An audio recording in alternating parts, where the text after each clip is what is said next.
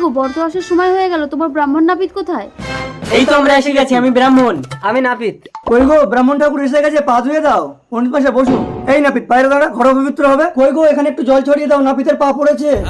সব অশুদ্ধ হয়ে গেল। এই বেটা নাপিত, বাইরে দাঁড়া, আমি যা হুকুম করবো তাই শুনবি। থাক থাক মা, আগে তুলসী মঞ্চ প্রণাম করে এসো। বাবা, এই ডাবটা মাথায় পড়লে তো আমি মরে যেতাম।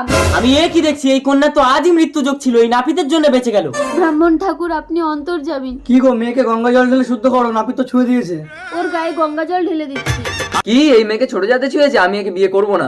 যেও না বাবা, আমার মেয়েকে জল মন্ত্র দিয়ে শুদ্ধ করে দিচ্ছি। এই বেটা নাপিত, এই গ্রাম ছেড়ে পালিয়ে যা, নইলে এরা তোকে মারবি। এই চলো সবাই। বাবা, এই ওর মাথায় গঙ্গা জল ঢালো। ওং শুদ্ধায় নমঃ। ব্রাহ্মণে তো মানুষ, নাপিতও তো মানুষ, কিন্তু এরা ছোট জাত বড় জাত বলে কেন? ব্রাহ্মণের সাথে থেকে থেকে আমি তো পুজো পাঠ সব শিখে নিয়েছি। অন্য পাড়ায় গিয়ে লক্ষণ পরামানিক